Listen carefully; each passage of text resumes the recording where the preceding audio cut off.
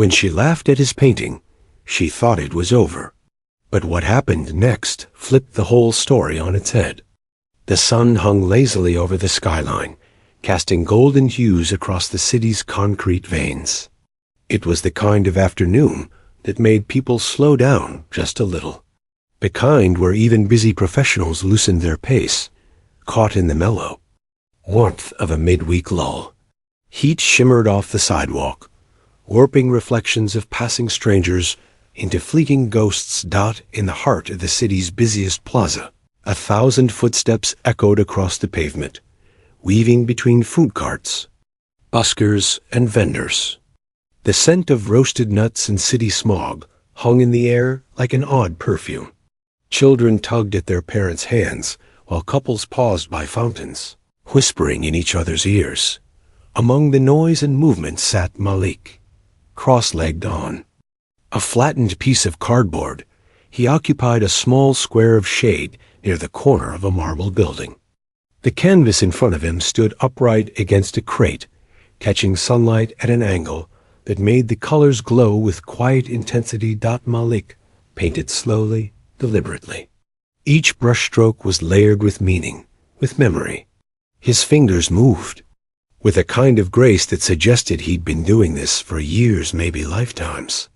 He wore a simple faded hoodie and jeans smudged with streaks of cobalt, ochre, and burnt sienna. His dreadlocks were pulled into a loose bun beneath a gray knit cap, and his hands, dark, steady, and worn, were those of someone who worked with quiet purpose. He rarely spoke, not because he had nothing to say, but because he preferred to speak in color, in shapes, in the unspoken language of emotion that dripped from every stroke. Around him, life moved fast. Shoes clicked and scuffed against the pavement. Tourists pointed cameras. A saxophonist 2 blocks away played a slow, soulful melody that drifted like smoke through the crowd. The melody bent and curved through the alleyways, as if the city itself were sighing. People passed Malik with barely a glance. Some glanced sideways, curious but uninterested. A few slowed their steps, drawn by the vivid tones of his work. A portrait of a young black girl with wild curls and a defiant stare, the background swirling like a storm, but even those rarely stayed long. Still, Malik painted. He didn't look up often, but when he did, his gaze was steady, watchful, observing the people who passed not with judgment, but with a kind of quiet knowing. His eyes were deep, the kind that made you think he'd seen more than he ever let on. They held stories he never spoke aloud, stories of home, of loss, of dreams, too heavy for words. A few feet away, a little boy paused, tugging at his father's jacket. "Daddy, look," he whispered, pointing. The man gave a distracted nod, but kept walking, phone pressed to his ear. The boy lingered for just a second longer, his wide eyes locked on the painting, before being pulled along by the current of adult urgency. Malik didn't react, but his brush moved with a little more pressure, blending a shade of violet into the corner of the girl's eye. An older woman with silver hair approached, eyes narrowed behind dark glasses. She lingered near one of Malik's finished pieces, a monochromatic portrait of a man staring upward into an unseen light. She didn't say anything, just stood there for a moment, as if hearing something in her own memory. Then she dropped a folded $5 bill into the small wooden box by his side and walked away without a word. Malik nodded slightly, almost imperceptibly. A thank you without sound. The plaza pulsed with life around him, dogs barking, bus brakes hissing, street vendors shouting out their deals. And yet Malik's corner remained calm, like an island carved out of the noise. His presence, though quiet, had a gravity to it. He wasn't trying to sell. He wasn't performing. He simply was. And that made people uncertain, uneasy even. There was something unapologetic about his stillness. Something that said, "This is who I am, whether you see me or not." A breeze picked up, rustling the edge of the canvas and sending tiny flecks of dried paint into the air. Malik dipped his brush again, crimson this time, and began outlining something new in the background. His hand never hesitated. His face never changed. But the painting somehow spoke louder with every new line. The sun continued its slow descent behind the buildings, shadows lengthening across the plaza. Somewhere in the distance, a woman's high heels clicked against the pavement with sharp precision, growing closer. Malik didn't look up yet, but his hand paused, just for a breath. Something was coming. The steady rhythm of the city thrummed on, and Malik, lost in the flow of his brushwork, barely noticed the approaching click of sharp heels. But others did. She arrived like a ripple of cold air through the warmth of the Plaza Claudia. A woman, carved from marble and polished with money. Late 50s, face taut with procedure and pride. She wore a cream silk blouse tucked into tailored slacks that looked like they'd never touched a discount rack.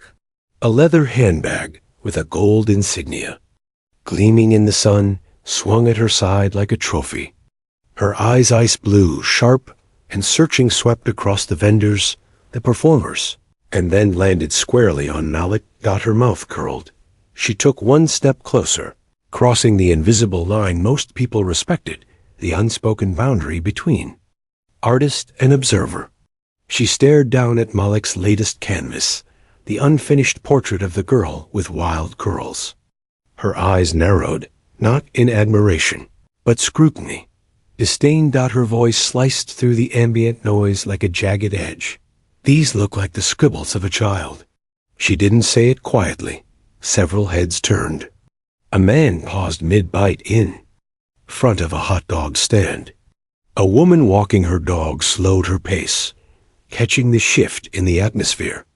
Even the distant saxophone faltered for a beat, then picked up again, more tentative this time, as if the city itself held its breath. People actually pay for this?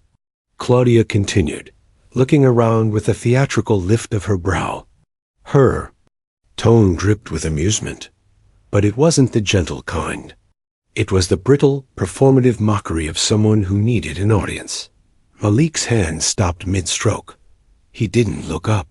He let the brush hover just above the canvas for a breath, too, then slowly brought it down again. He dipped the tip in a dark blue hue and continued. No words. No reaction. To the casual observer, he might have seemed indifferent. But if one looked closely, really looked, there was a shift in his energy, a subtle tightening in his shoulders, a new weight behind his movements. The lines on the canvas grew bolder, more precise. Each stroke now felt like a rebuttal. Claudia tilted her head, frustrated by his lack of engagement. She took another step forward, invading the space with practiced arrogance. She wasn't used to being ignored. Are you deaf or just proud of this ... mess? She asked, her voice rising just enough to draw attention. Her laughter followed, sharp and empty. The few onlookers who had slowed their steps now lingered. One teenager with a skateboard stopped entirely, whispering, "Yo, what's her problem?" to his friend. An older man shook his head and walked on, muttering under his breath. Still, Malik said nothing. He reached for a smaller brush, switched to a deep red. With gentle intensity, he added tiny flecks to the girl's lips, giving them life defiance. A mirror, maybe to Claudia's own uninvited presence. The silence that followed felt heavier than words. It wasn't weakness. It was resolve. Malik's stillness wasn't empty. It was defiant in its own quiet way, a refusal to let noise penetrate the sanctity of his purpose. Claudia crossed her arms, tapping her manicured nails against her elbow. Unbelievable.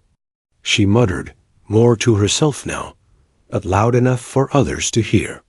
This is what passes for talent now.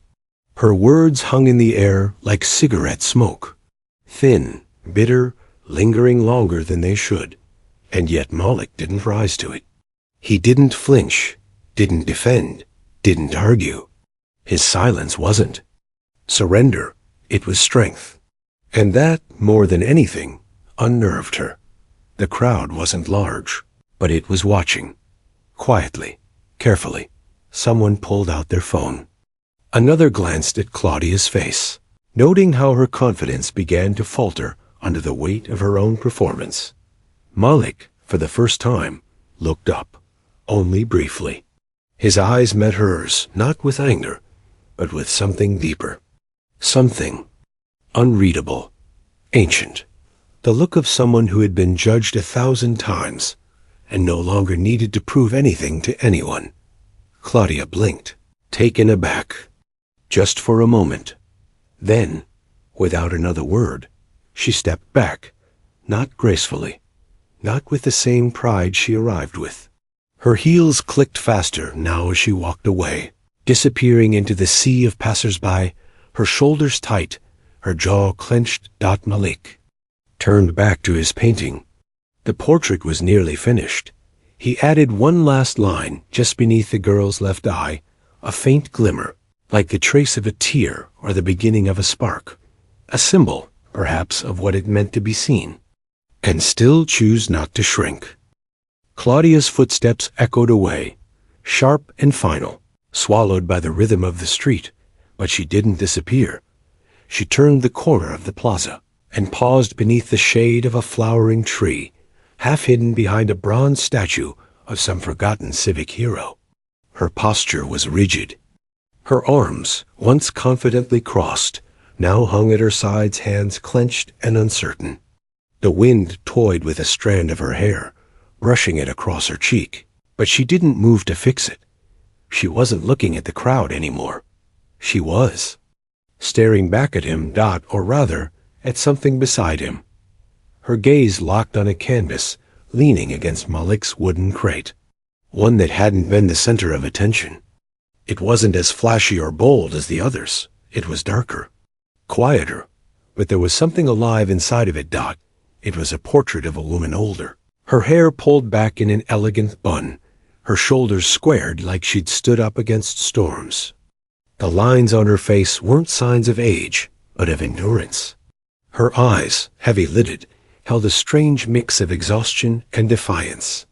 She wore no crown, but the way she sat chin-lifted, gaze unflinching, made her look royal nonetheless.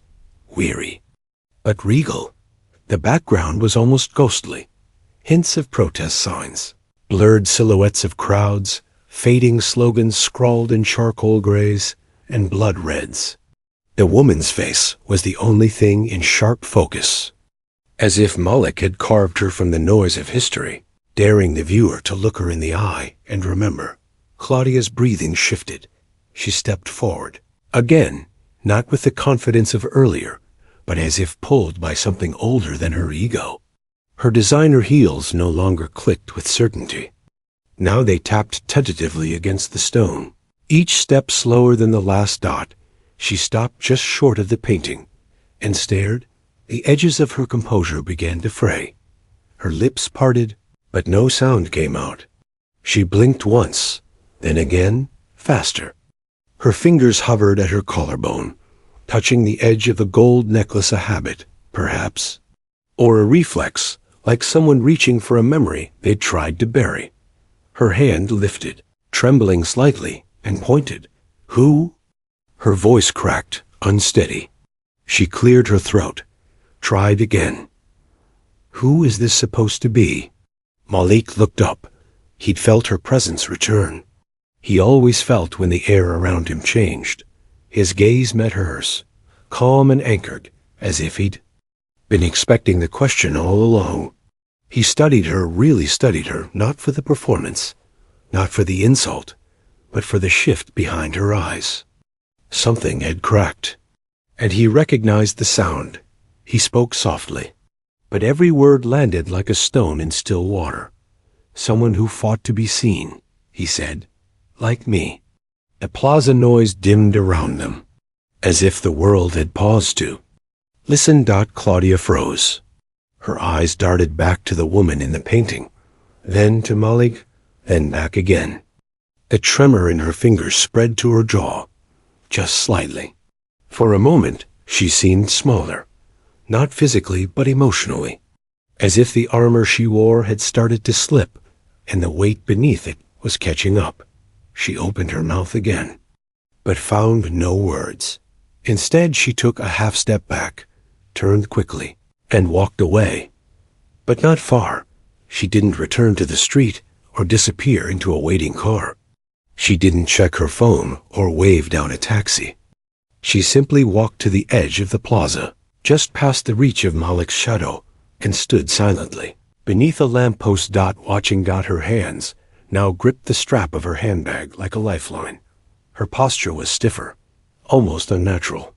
There was no audience for her now, no performance to maintain, just her and the portrait, and whatever it had unearthed. Malik, meanwhile, turned his attention back to his canvas.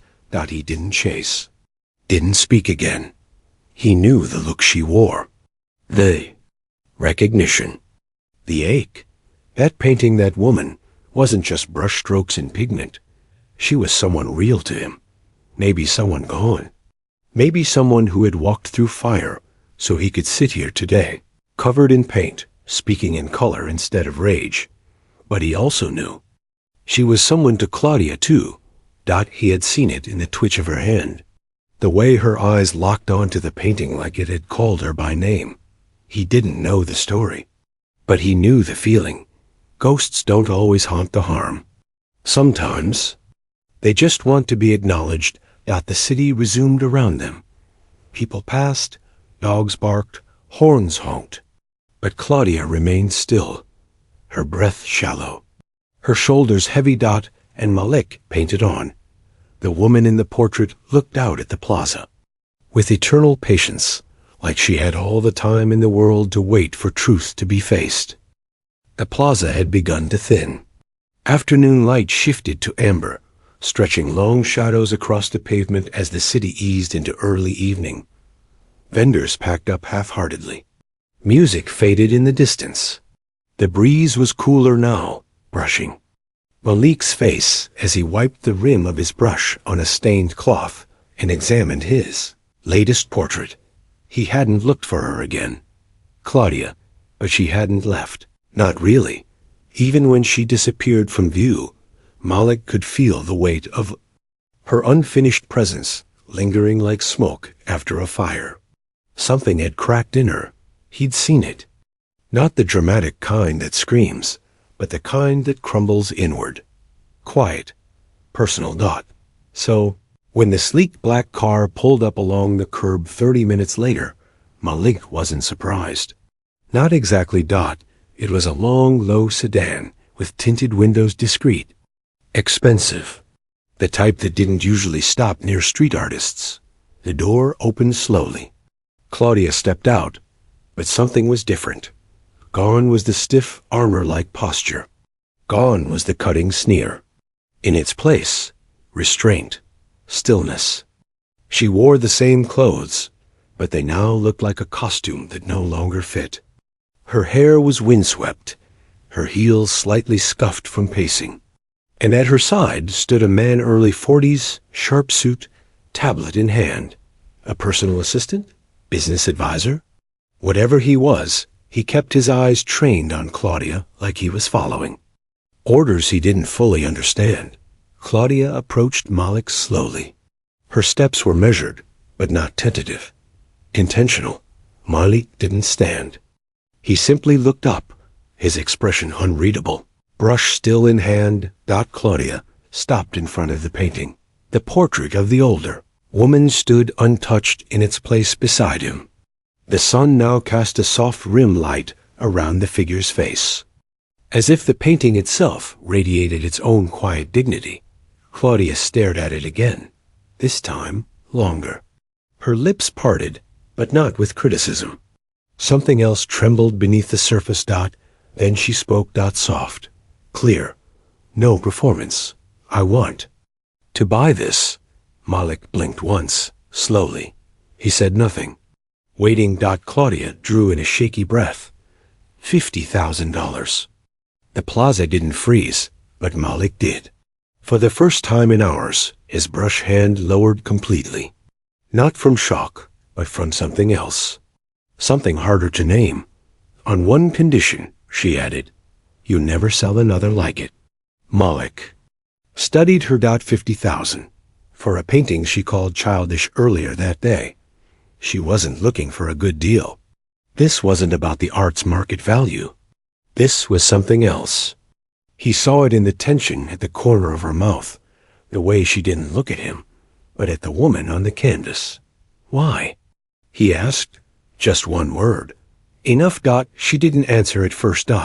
Instead, she glanced around, at the passers-by, at the assistant, who stood awkwardly behind her, clearly out of place. Then, with a soft sigh, she stepped a little closer. Her voice lowered. She looks like my mother, she said.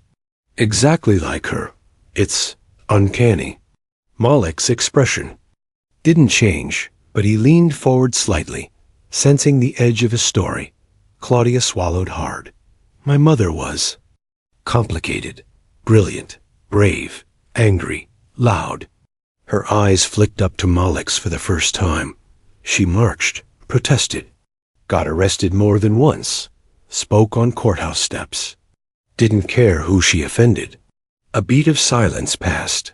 And? You? Malik asked. Gently. Claudia looked down at her hands. They were shaking. I wanted to be less, she admitted. Quieter. Accepted. I spent most of my life trying to erase what she stood for. I hated how people looked at us when she talked about race or justice. I just wanted ... peace. Another pause. So I buried it. Buried her, even after she died. Her voice cracked there, just slightly. She cleared her throat, straightened. Then, I saw your painting, and it was like she came back from the grave to look at me. Like she was asking why I let her legacy rot in a locked drawer. The truth fell like a stone into the silence. Malik said nothing. The wind whispered around them, brushing against the canvas, rustling loose strands of Claudia's hair. When I insulted you earlier, she continued, voice raw now, it wasn't about the art. It was about what it pulled out of me. What? I wasn't ready to face. Malik nodded slowly. His gaze didn't soften, but it held something gentler, known understanding forged from similar scars. 50,000? He repeated, finally. Claudia nodded, and never another like it. He looked at the painting one last time. The woman in the portrait seemed to meet his gaze. She was neither Claudia's nor his, not completely. But in that moment, she belonged to both of them. A shared ghost. A reckoning. Malik stood, rolled his shoulders, wiped his hands on the cloth. Wrap it yourself, he said. She's heavy. Claudia didn't argue. She reached out slowly, touched the edge of the frame with reverence, like laying flowers on a grave. As the assistant took the canvas and began to wrap it carefully, Claudia stood there in silence, face pale, eyes wide and wet with something that might have been guilt or peace, maybe both. And Malik. He sat back, down, pulled out a fresh canvas, dipped his brush into a deep, warm shade of gold. And began again. Malik didn't flinch at her offer, not even when the number left her lips with the weight of confession. $50,000. No raised brows, no widened eyes, just stillness, like he had already known, like the painting was never about the money in the first place. He stood up slowly, brushing dried paint dust from his jeans, and walked around to the back of the canvas. His fingers moved with quiet precision, lifting the frame from the makeshift wooden easel, cradling the edges as if the woman inside could feel every shift. There was no ceremony, no drama. He didn't pause to sign it, didn't pose for a picture. Just movement, deliberate, respectful. He wrapped the portrait carefully in thick brown craft paper, folded the corners neatly, used the twine he kept in his crate, looping it tight not like a transaction, but like he was preparing a gift for someone who'd lost too much already. He said nothing while he worked. Claudia, for once, didn't fill the silence. She stood beside her assistant, clutching the strap of her handbag with both hands now, eyes locked to the painting as if afraid it would vanish. There was no more coldness in her posture, no performance left, only a quiet reverence. A girl who had finally mourned the mother she'd been too proud to grieve. When Malik finished, he looked up not at Claudia, but at the wrapped canvas. "She's yours now," he said. "Take care of her." Claudia stepped forward with hesitant hands. She accepted the painting like one might hold and earn something sacred, something that no longer breathed, but was still alive in 1,000 invisible ways. Their eyes met once.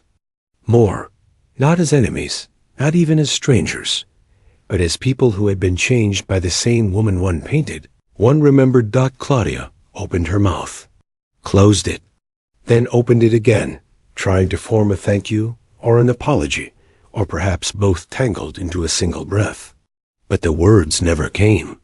They sat on her tongue like broken glass, sharp, reflective, unfinished. So she turned. She walked away slowly, holding the portrait close to her chest, not like a collector, not like a buyer, but like a daughter carrying the weight of a second chance. She reached the curb. Her assistant opened the car door, but before stepping inside, she paused, turned around. Her gaze found Malik across the plaza. He hadn't moved. His hands were resting on his knees now, his expression unreadable, still, unshaken. Their eyes met again for just one more second. There was something in hers, a flicker, a plea, maybe even gratitude, trying to find a language she hadn't learned to speak. But then, with a small breath, she turned and disappeared into the car. The door clicked shut. The engine whispered to life. And just like that, she was gone. The crowd didn't cheer. No one clapped. But they had grown. Throughout the exchange, more people had gathered in quiet semicircles, some pretending not to watch, others openly transfixed. A few had pulled out their phones, though most had simply stood still, uncertain what they were witnessing, but feeling it meant something more than what it looked like. "I..." Little girl with tight curls and grass-stained sneakers broke the silence. She walked up to Malik without hesitation, holding a worn silver coin in her tiny hand. She dropped it into his wooden tip box with a delicate clink. "Your colors are loud," she said, simply smiling. "I like them." Malik smiled, back not wide, but real. A kind of smile that lingers behind the eyes. "Thank you," he said. "That means a lot." She ran back to her mother, who was watching from a few feet away, and waved. The plaza slowly began to move again. The spell loosened, the air shifted, and the rhythm of the city crept back into the space around him. But something had changed. Malik turned back to his corner, sat down on his crate, reached into the backpack beside him, and pulled out a fresh canvas. The wood was still smooth, the white surface unbroken. He dipped his brush into water, watched the colors swirl in the cup like memories. Then he chose gold, then amber, then crimson. He began again, brush to canvas, heart to hand. The new portrait was bolder, the strokes less cautious. There was power now where before there had only been pain. This painting wouldn't be for sale. This one would speak. People walked past, glancing, some stopping. One or two whispered, "That's him, the artist." But Malik didn't hear them. Not really. His focus was somewhere else beneath the surface.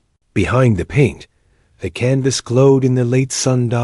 It wasn't the end of something. It was the beginning. Moral of the story. Voiceover closing. Sometimes what we try hardest to forget finds its way back in the quietest form. A face, a brushstroke, a moment of being seen. And in that moment, we are given the chance to remember who we were and who we still can be. The city had settled into a quiet rhythm as twilight deepened, folding the streets in a soft blanket of shadows and amber light. The plaza where Malik had spent the day, the small island of paint, memory, and tension, was slowly returning too. Its usual hum of footsteps, whispered conversations, and distant traffic. But beneath the surface of that everyday noise lingered something less tangible, a story unfolding in colors. Silence and the spaces between. Malik sat on the worn crate that served as his seat and studio, his gaze resting on the empty canvas, now cradled in his lap. It was pristine, an invitation, a promise, a challenge. He dipped his brush into the palette, letting the paint swirl thick and vibrant. Each stroke was deliberate, but his mind wandered beyond the pigment, beyond the shape that would emerge. He thought of Claudia, the woman who had come with sharp words and a sharper heart, whose eyes betrayed a battle beneath layers of pride and pain. He remembered the flicker of something she couldn't suppress, a glance at a portrait that unearthed old ghosts and buried truths. The same truths Malik himself carried in every brushstroke, every portrait painted on a cardboard easel beneath an unforgiving sun. There was a lesson here, one that echoed louder than any critique or praise. Sometimes people mock what they don't understand, not out of cruelty, but because it reflects something they've tried desperately to forget. A face, a memory, a part of themselves they wished would fade away. The art, the colors, the shapes, the stories captured in lines is not just decoration. It is a mirror, sometimes harsh and unyielding, held up to souls unwilling to confront their own reflections. Malik's eyes scanned the edges of the plaza, where street lights began to flicker to life. The people passing by might not know the story that had played out here today, but many carried their own battles, their own truths tucked behind guarded eyes. Some would ignore the art, some would deride it, but others, those rare few, would see beyond the surface. They would recognize the courage it took to paint the invisible scars, to bring to light the stories that society often tried to erase. And truth, like art, finds its way back. No matter how long it takes, it returns in whispered memories, in glances shared across crowded rooms, in the quiet persistence of those who refuse to be silenced.